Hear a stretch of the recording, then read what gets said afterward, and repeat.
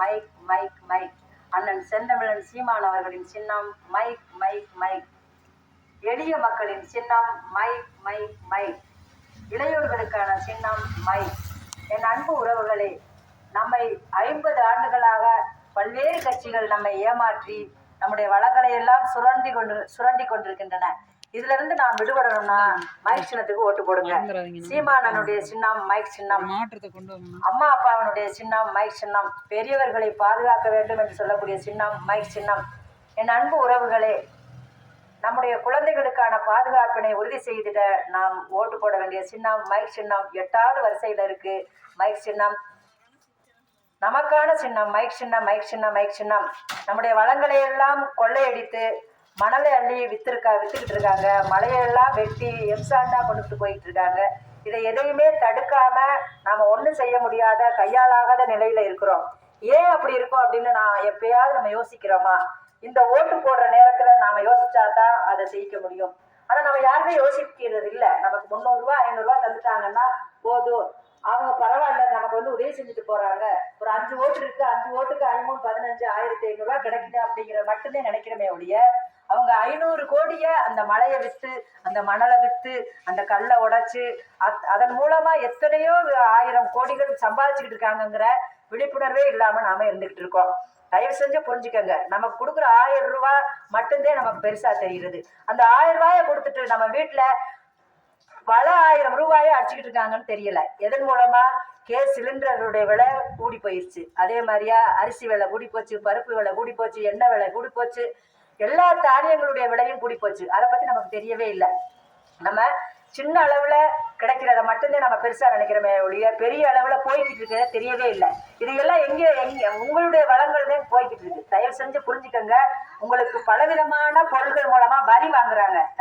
சின்ன தீப்பெட்டியில இருந்து தொடங்கக்கூடிய வரி பலவிதமான பொருள்கள்லையும் சிஎஸ்டி வரின்னு வாங்குறாங்க. அந்த வரி பூரா என்ன மத்திய அரசாங்கத்துக்கு போகுது. அங்கிருந்து உங்களுக்கு வெள்ள பாதிப்பு ஏற்பட்டாலோ அல்லது மழை பெய்யறதுனால ஏற்பட்ட பாதிப்பு கூட குறைந்த அளவு நிதியை கூட மத்திய அரசாங்கம், அதாவது பிஜேபியோ அல்லது காங்கிரஸோ வரக்கூடிய மத்திய அரசாங்கம் ஒன்றுமே கொடுப்பது இல்லை. இது நமக்கு தெரியவே மாட்டேங்குது. தயவு செஞ்சு புரிஞ்சுக்கங்க. வெள்ளையும் ஜெல்லையும் போட்டு வந்தாச்சுன்னா நம்ம அப்பே நம்ம ஆத்த நம்ம தம்பி அப்படின்னு நினைச்சு நம்ம அன்பா எல்லாத்தையும் அரவணைச்சு செஞ்சதனுடைய விளைவு நம்ம மண்ணு போச்சு, மழை போச்சு, எல்லாம் போச்சு. இதை தயவு செஞ்சு புரிஞ்சுக்கோங்க. இனியாவது நம்ம புரிஞ்சுக்கிடுவோம். 500 ரூபாய் 1000 ரூபாய் மட்டுமே நமக்கு வாழ்வாதாரம் அல்ல. அதையும் தாண்டி 5 ஆண்டுகள், அதாவது ஒவ்வொரு தொகுதிக்கும் 5 ஆண்டுகள் குறைந்தது 5 கோடிக்கு மேல வருமானம் அவங்க இங்க நிதி செய்யணும். அதை செய்யறதே இல்லை. உங்களுக்கு 50 ரூபாய் 500 ரூபாயை கொடுத்துக்கிட்டு ஏமாத்திட்டு எத்தனையோ கோடி அவங்க அடிக்கிறாங்க, கொள்ளையடிக்கிறாங்க. பிஜேபி காரங்களா இருந்தாலும் சரி, காங்கிரஸ் கட்சியா இருந்தாலும் சரி, டிஎம்கே இருந்தாலும் சரி, ஏடிஎம்கே இருந்தாலும் சரி, இது எல்லாமே அப்படித்தான். ரெட்டலை நமக்கு என்ன சோறு போட்டுச்சு? சூரியன் என்ன சோறு போட்டுச்சு? நல்லா யோசிச்சு பாருங்க. அது ஒரு உயிரற்ற ஜடப்பொருள். கலைஞரையால் உருவாக்கப்பட்டது சூரியன் அப்படிங்கிறதுக்காக அந்த சின்னத்தை பார்த்து நம்ம போடுற இருக்கு. நம்ம எண்ணத்தை பார்த்து போடுறது இல்லை.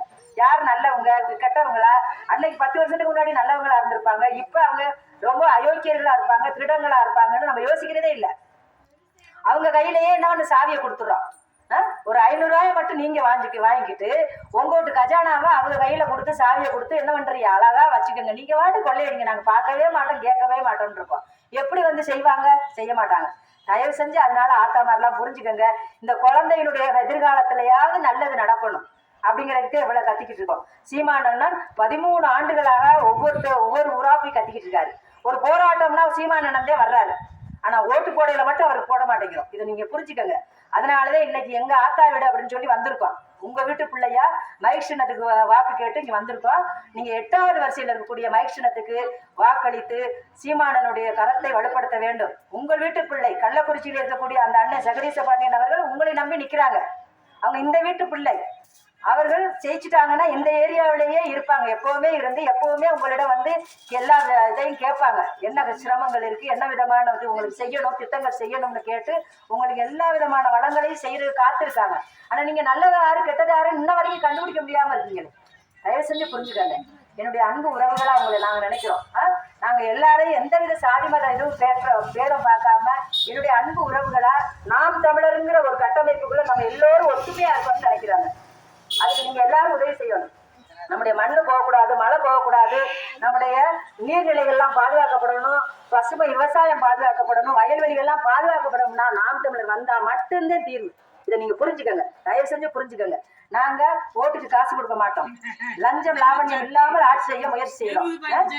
அடிப்படை அரசியல் மாற்றம், எல்லாத்தையும் அடிப்படையிலே மாத்தணும். அவ்வளவு குப்பை இங்க இருக்கு, இந்த குப்பை ஊரா பூட்டி அல்லணும் அப்படின்னு சொன்னா ஓட்டு போட்டு அதிகாரங்களுக்கு கிடைச்சா மட்டும்தான் செய்ய முடியும். அதை நீங்க தயவு செஞ்சு செய்யணும். இனியாவது யோசிங்க, தயவு செஞ்சு எல்லா பெண்களும் யோசிங்க. பெண் பிள்ளைகளுக்கு பாதுகாப்பே இல்லை. ஏன்? டாஸ்மார்க்கை ஒழிக்காதனால. கள்ளச்சந்தையில டாஸ்மாக் விடுறது மட்டுமில்ல, அரசாங்க தொழிலே டாஸ்மாக் ஆகிப்போச்சு. யோசிச்சு பாருங்க. விவசாயத்தின் மூலம் வருமானத்தை ஏற்படுத்தி மக்களுக்கு நல்லது செய்யலாம். ஆனால் டாஸ்மார்க்கை அதிகப்படுத்தி அதன் மூலமா வருமானத்தை பார்த்து ஒரு அரசாங்கம் செயல்படுதுன்னா எவ்வளவு மோசமான கீழ்த்தரமான அரசாங்கமா இருக்க முடியும்? யோசிங்க. உங்க பிள்ளைகள் எல்லாம் அறிவாளி பிள்ளைகள் எல்லாம் முட்டாளாக்கி அவர்களை எல்லாம் திருடர்களாக அயோக்கியர்களாக மாத்திட்டு உங்களுக்கு என்ன நலத்திட்டம் செய்ய முடியும்? யோசிச்சிருக்கோமா? நம்ம இதை என்னைக்காவது யோசிச்சிருக்கிறோமா? டாஸ்மார்க்கை வச்சு ஒரு அரசாங்கம் செயல்படுதுன்னா அது நல்ல அரசாங்கமா கெட்ட அரசாங்கமா நம்ம ஒரு நாள் யோசிக்கவே இல்லை. யாருக்காக அந்த அரசாங்கம் நடக்கணும்? அந்த இளைய தலைமுறை சிறப்பா வளரணும். எப்படி வளரும்? குடிச்சிது ஒரு பக்கம், குடிக்கிது ஒரு பக்கம், போதை பொருளுக்கு அடிமையாயிருக்கு, மயக்கத்திலே தெரியுது. அப்ப அந்த பிள்ளைக்கு, இந்த பெண் பிள்ளைக்கு என்ன பாதுகாப்பு? முதல்ல நம்ம வீட்டுல ஆத்தா அக்கான யார்ட்டாய விட்டுட்டு போவோம். இப்ப யார்ட்டாய விட்டுட்டு போக முடியுற நிலைமை இருக்கா? அது காரணம் என்ன? என் பிள்ளைகள் குறைபாடு உடையவர்கள் அல்ல. இங்க இருக்க டாஸ்மாக் ஒழிக்காதனால, கள்ளச்சாராயத்தை ஒழிக்காதனால, அதுக்கு மயங்கி போய் அந்த பிள்ளை கெட்ட பிள்ளையா மாறுது. இல்லைன்னா என் தம்பி அந்த பிள்ளைய பாத்துக்கிட்டு இருப்பான். அதை கெடுத்தது யார்? அந்த அரசாங்கம். அந்த அரசாங்கத்துக்கு நம்மளே குறை செய்யலாம். அரசாங்கத்தை குறை செய்யற வேலை இல்லை, நம்மளே குறையுடையவர்கள் என்பதை தயவு செஞ்சு புரிஞ்சுக்கங்க.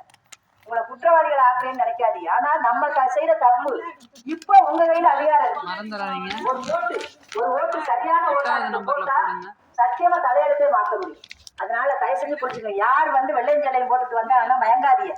அவங்களுக்கு வணக்கம் செலுத்துங்க, தண்ணி கூட மோந்து கொடுங்க. நம்முடைய தமிழர் பண்பாடு. அதை மீறி என்ன பண்ற? அவர் சொல்றதை அப்படியே கேட்கணும்னு சொல்லி அப்படியே போய் ஏதாவது ஒரு சின்னத்துக்கு ஓட்ட போட்டு இன்னும் ஒரு 5 வருஷம் நம்ம தலையெழுத்த வீணாக்க வேணாம். தயவு செஞ்சு புரிஞ்சுக்கங்க. சீமானே 13 வருஷமா அவங்களுக்காக கத்திக்கிட்டு இருக்காரு. ஒரு வழி இருக்கிறவனுக்குத்தே வேகம், ஆத்திரம் எல்லாம் வரும். யோசிச்சு பாருங்க, என்னுடைய சமூகம் இப்படி இருக்கேன்னு வேதனை மட்டும் கத்துறாரு. அது நம்ம என்னைக்காவது செவி கொடுத்து கேட்கிறோமா? அவர் சிரிச்சுக்கிட்டே ஏமாத்துறவர்கள் சிரித்து கொண்டே நம்மளை ஏமாத்திட்டு போறாரு. ஆனா நமக்கு தெரியவே இல்லை. தயவு செஞ்சு புரிஞ்சுக்கோங்க. இங்க இருக்கக்கூடிய நாங்க வேலை செய்யற அத்தனை பேரும் ஒவ்வொரு துறையில பெரிய பொறுப்புல இருக்கவர்கள். வேலையை விட்டுட்டு வந்திருக்கோம் பல பேரு பல இடையூறுகளுக்கு இடையில வேலை பார்த்துக்கிட்டு இருக்காங்க. தன்னார்வலராக வேலை பார்த்துட்டு இருக்காங்க. இது எதுக்கு? ஆர்வத்தினால் ஒரு சமூக மாற்றம் செய்யணும், ஒரு புரட்சி செய்யணுங்கிற நோக்கத்துல வரக்கூடியவர்கள் எங்களை மாதிரி ஊழியர்கள். நாங்க 5க்கு 10க்கு வரவே இல்லை. எங்க சொந்த காசை போட்டு நாங்க வேலை செஞ்சுட்டு இருக்கோம். அவர் சீமானந்த என்னுடைய அண்ணன். அந்த அண்ணனுக்கு நான் தங்கை வேலை செய்யறேன்னு செய்யறோம். எங்களுடைய படையை நீங்க யோசிச்சு பாருங்க. 50,000 10,000 கொடுத்து வேலை செய்யற பணியாளராக இருக்கக்கூடிய அவர்களுடைய செயலை நீங்க யோசிச்சு பார்த்தாலே தெரியும். அவர்கள் வேலைக்காரர்கள் மாதிரி உங்கள்கிட்ட ஓட்ட வாங்கி போற வேலை மட்டுமே செய்வாங்க. நீங்க நல்லா இருந்தா அவரை பத்தி கவலை இல்லை. நல்ல மாற்றத்தை தயாரா இருக்கும். திரும்ப மத்திய கவர்மெண்ட் யாருமே நமக்கு மாநிலம் சரியா இருக்கணும். மாநிலத்துல நம்ம எம்பிக்கு நம்ம மாநிலத்துல தேர்ந்தெடுக்கணும், சட்டமன்றத்துக்கு நம்ம மாநிலத்துல தேர்ந்தெடுக்கணும். நம்மளை ஏமாத்துறதுக்கு செவிசாய்க்க கூடாது. அமைச்சர் ஆகுறது, அவங்க பிரதமர் ஆக அவங்க வேலை. நமக்கு அந்த வேலை இருக்கு. நமக்கு நம்ம ஊர் கூட்டம்ல ஓடியாந்து பாப்பாரா அந்த தம்பி? அப்ப அவர் போட்டு போடணும். இவர் கள்ளக்குறிச்சியில இருக்கக்கூடிய உங்க ஊருக்கு 8வது நம்பர்ல போடணுமா? அது பார்த்து டாஸ்மாக்கெல்லாம் ஒழிக்கணுமா?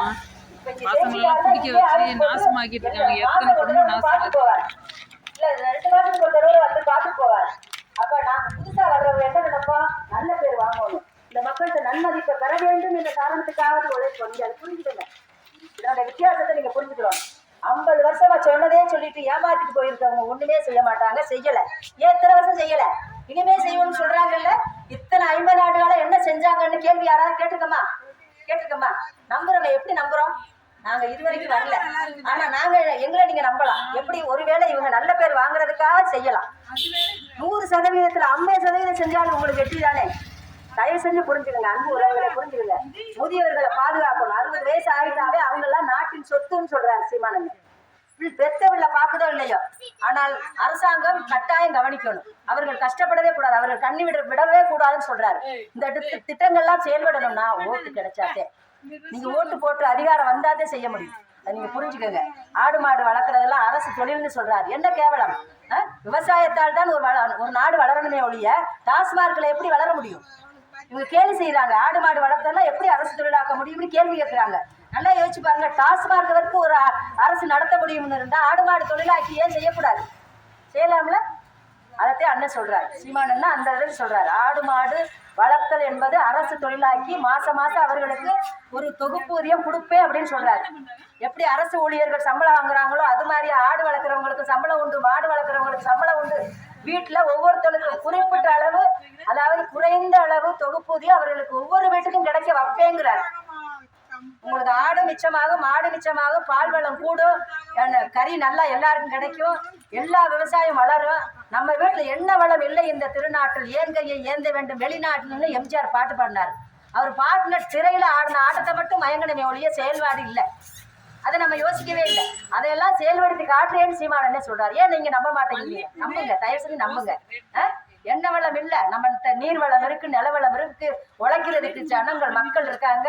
இவைகளை பயன்படுத்தி விவசாயத்துல அதிக நாட்டத்தை செலுத்தணும்னா நல்ல வளம் கிடைக்கிறதுக்கு வாய்ப்பு. மறந்துடாதீங்க, ஒரு நல்ல மாற்றத்தை உருவாக்குங்க. உங்களுக்காக தான் நாங்கள் தெருவா கட்டிட்டு இருக்கோம். 8வது நம்பர்ல போடுங்க. 5000 உறுதிப்படுத்தப்பட்ட அளவு சம்பளம் கிடைச்சாலே வாழ்ந்துடலாம். எப்படி? அரிசி வீட்டுல கிடைச்சிடும், பருப்பு வீட்டுல கிடைச்சிடும், எண்ணெய் வீட்டுல கிடைச்சிடும், பருப்பு வீட்டுல கிடைச்சிடும், அரசாங்கத்துல இருந்து எல்லா கல்வி கிடைச்சிடும். அதே மாதிரியே மறந்துடாதீங்க, மருத்துவம் கிடைச்சிடும், இலவச மருத்துவம் கிடைச்சிடும். என்ன பெரிய 1 கோடி அளவு மருத்துவமா இருந்தாலும் இலவசம் கொடுப்பேன்னு சொல்றாரு. இலவசமா கொடுப்பேங்கிறாரு. 1 கோடி ரூபாய்க்கு படிக்கிறதுனால இலவசமா படிக்க வைப்பேங்கிறாரு. அதே மாதிரி புனித நீர் இலவசமா கட்டாயம் கொடுப்பேங்கிறாரு. இதெல்லாம் கிடைக்கிறப்ப நம்ம குறைந்த 5000 இருந்தாலே போதும்ல, வளமாயிரும்ல, எல்லா வளமும் வளமாயிருவோம்ல, கஷ்டமே இல்லாம வாழுவோம்ல. ஏன் அந்த தமிழகத்தை நம்ம காண பயப்படுறோம்? ஓட்டு போட்டா மட்டும்தான் இதெல்லாம் நடக்கும். தயவு செஞ்சு புரிஞ்சுக்கோங்க. வெறுதா நான் கத்திக்கிட்டே போறதுக்காக வரல. ஒரு மாற்றத்தை பண்ணி ஒரு நம்ம கண்ணு முன்னாடி ஒரு பசுமையை பாத்திர மாட்டோமா, ஒரு மாற்றத்தை பாத்திர மாட்டோமான்னு ஒவ்வொருத்தரும் ஏகிக்கிட்டு களப்பணி ஆற்றிக்கிட்டு இருக்கோம். அதுக்கு நீங்க தாய்மார்கள் எல்லாம் முதல்ல ஒத்துழைப்பு செய்யணும். தாய்மார்களின் ஓட்டு எங்க இருக்கோ அங்கேதான் ஜெயிக்க முடியும். அதை குறிக்கோள் வச்சுட்டு அவங்க இலவசங்களா அறிவிக்கிறாங்க. 1000 ரூபாயை கொடுத்து உங்களை ஏமாத்த பாக்குறாங்க. எத்தனை பேருக்கு 1000 ரூபாய் கொடுத்தாங்க? அவர் ஓட்டு கேட்டு ஒரு 5 ஆண்டுக்கு முன்னாடி வரையில என்ன சொன்னாரு? எல்லோருக்கும் சமமாக எல்லா பெண்களுக்கும் 5000 கொடுப்பேன்னு, 1000 ரூபாய் கொடுப்பேன்னு சொன்னாரு. ஆனா இப்ப வந்து என்ன சொல்றாரு? தகுதி பார்த்துட்டு என்ன தகுதி நமக்கு, நம்ம தகுதி பார்க்கிறாரு, அவர் யார் தகுதி பார்க்கறாரு? நம்ம யோசிச்சோமா என்னைக்காவது? எல்லா பெண்களுக்கும் 1000 ரூபாய் உண்டுன்னு சொன்னாங்க. ஆனால் இப்ப வந்து குறிப்பிட்ட தகுதி உடைய பெண்களுக்கிட்டேன்னு சொல்றாங்க. இதுல ஏழை பெண்கள் அப்படி கூட ஒழுங்கா வகைப்படுத்தி கொடுக்கல. ஏற்றத்தாழ்வு ரொம்ப இருக்கு. சில பேருக்கு கொடுத்தும் சில பேருக்கு கொடுக்காமலும், எல்லா பெண்களுக்கும் அவர் சொன்ன வாக்குறுதிப்படி கொடுத்தே ஆனது தப்புத்தே. அது செஞ்சாரா? இல்ல. அப்ப நமக்கு 1000 ரூபாய் வேணாம், நீங்க சொல்லுங்க, இலவசம் எங்களுக்கு வேணாம். எங்களுக்கு தேவையான அடிப்படை திட்டங்கள் வரட்டும். நீர் கரெக்டா கிடைக்கணும், கல்வி கரெக்டா கிடைக்கணும், சுகாதாரம் எனக்கு கரெக்டா கிடைக்கணும். இவங்க அப்பளோடையே காவேரி மருத்துவமனையில படுத்துக்குவாங்க. நீங்க அரசு மருத்துவமனைக்கு போனா அந்த எந்த வசதியும் இருக்காது. என் ஆத்தாள் அப்பனும் கஷ்டப்பட்டு சாக